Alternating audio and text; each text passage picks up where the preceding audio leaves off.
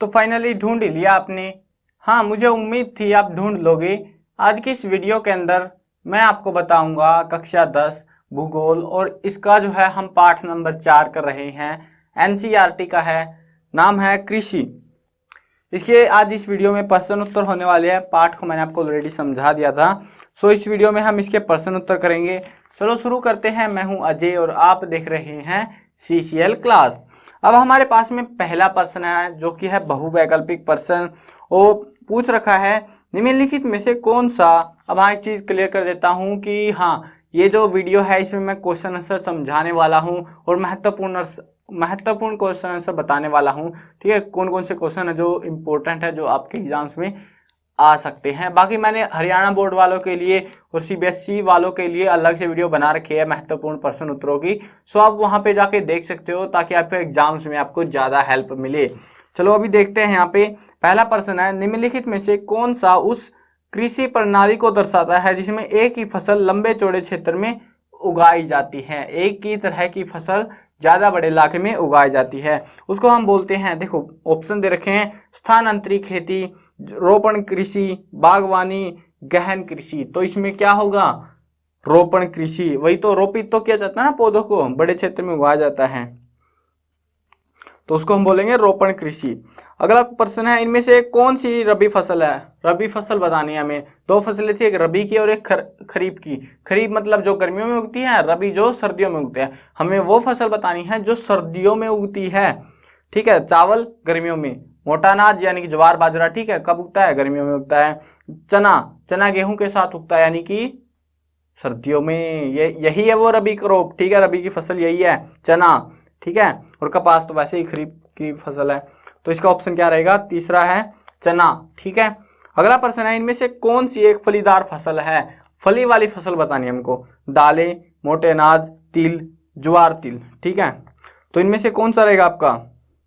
इनमें से आपका रहेगा दालें। दालें जो भी जितनी भी दालें हैं ज्यादातर फलियों में आती हैं। मूंग की दाल देखी होगी ना, मूंग जो खेतों में उगाते हैं आमतौर पे, तो वो किस में आएगी? फलियों में आएगी, तो वो चीज है। अगला आता है सरकार निम्नलिखित में से कौन सी घोषणा फसलों की को सहायता देने के लिए करती है।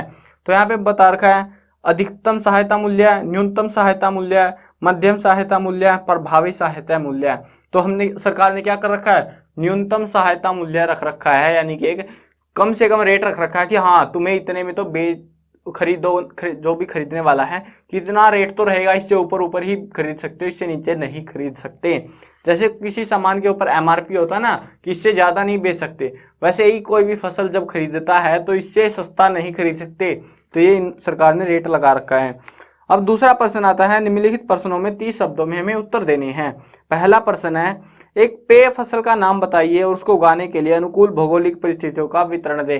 पेय फसल जो पी जाती है वो फसल बतानी है जिसको पिया जाता है। क्या? चाय, कॉफी, किसी का भी उदाहरण दे दो और उसके बारे में आपको बताना है। हम बताएंगे चाय के बारे में, क्योंकि चाय सबसे ज्यादा पेय फसल है, मतलब सबसे ज्यादा उसी को पिया जाता है। और इसके बारे में हमें बताना है तो ये उपोष्ण कटिबंधीय जलवायु में उगाया जा सकता है। इसमें जो है नमी और ढलवां इलाका चाहिए होता है, इसकी जड़ों में पानी नहीं ठहरना चाहिए। गर्मी में इसको उगाया जाता है, यानी कि एक खरीफ की फसल होती है। इसको पौधों को उखाड़ के एक जगह से दूसरी जगह पर रोपित करना पड़ता है और उसके बागान लगाने पड़ते हैं। और हाँ, इसको बारिश भी चाहिए होती है, ऐसा नहीं बारिश नहीं चाहिए, बारिश भी चाहिए, लेकिन थोड़ी थोड़ी। ज्यादा बारिश होगी तो खराब हो जाएगा पौधा। ठीक है, अगला प्रश्न देखते हैं। चाय की एक खाद्य फसल का नाम, क्या बोल रहा हूं मैं, भारत की एक खाद्य फसल का नाम बताइए और जहां यह पैदा की जाती है उस क्षेत्र का विवरण भी दें। भारत की खाद्य फसल, भारत की खाद्य फसल बहुत सारी है, एक खाद्य फसल बतानी है, कोई भी बता दो। चावल, ठीक है, गेहूं बता दो। चावल बताओगे तो आपको इलाका बताना है। चावल भारत की खाद्य फसल है तो इलाका बता दो, बिहार का, उत्तर प्रदेश, हरियाणा, पंजाब का। ठीक है, या फिर बोले तो जो इलाका गंगा का और जो ब्रह्मपुत्र का जो बीच का इलाका है वो सारा इसी का है।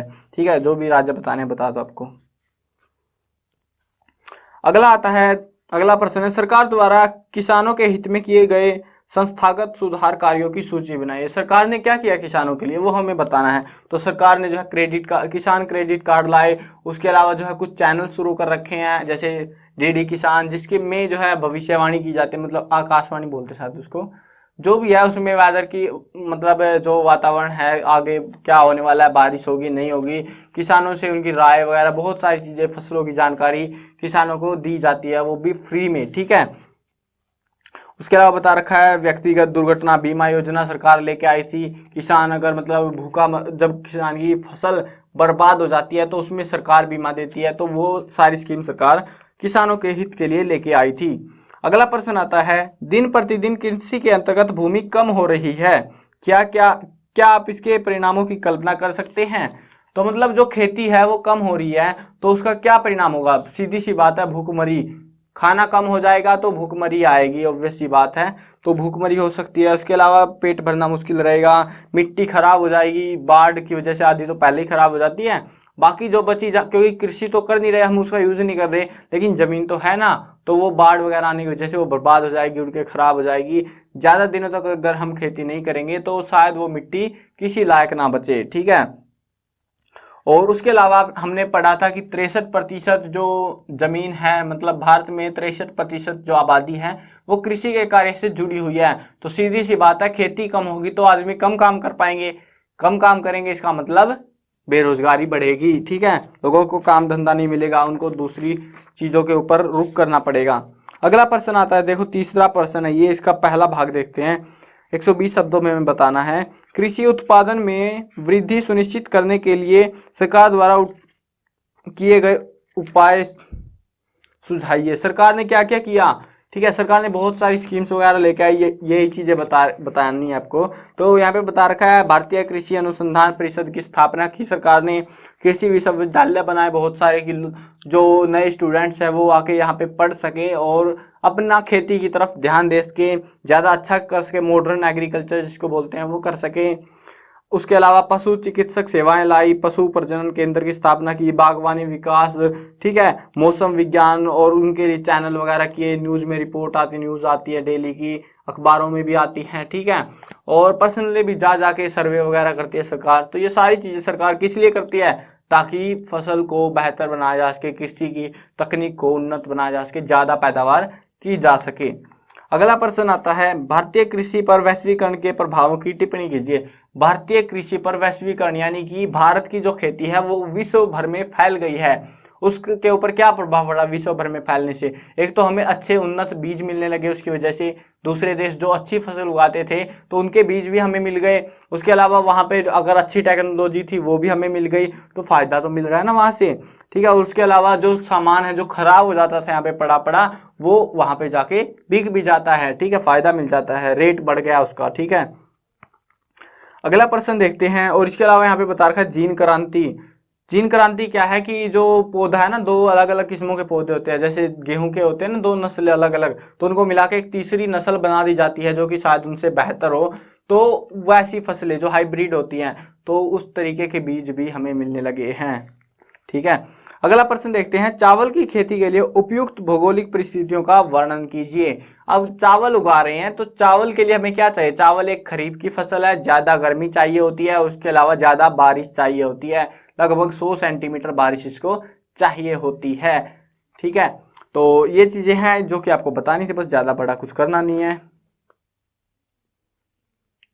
और अगर बारिश नहीं हो रही है, बारिश पानी की शॉर्टेज है, तो आपको पानी देना पड़ेगा कैसे भी। तो अब हरियाणा पंजाब में बारिश तो होती नहीं है, बहुत कम होती है, तो यहाँ पे ट्यूबवेल की मदद से सिंचाई की जाती है और धान को उगाया जाता है। ठीक है, चावल को उगाया जाता है। तो ये तो था आपका क्वेश्चन आंसर, उम्मीद है समझ में आ गए होंगे। अब बात करते हैं महत्वपूर्ण प्रश्न उत्तरों की, और जो इनमें से आपका देखो महत्वपूर्ण प्रश्न उत्तर है, 2 प्रश्न आ सकते हैं। एक तो है आपका भौगोलिक स्थिति बतानी है चावल उगाने के लिए, और एक गेहूं, 2 चीजों का याद रखना, चावल और गेहूं।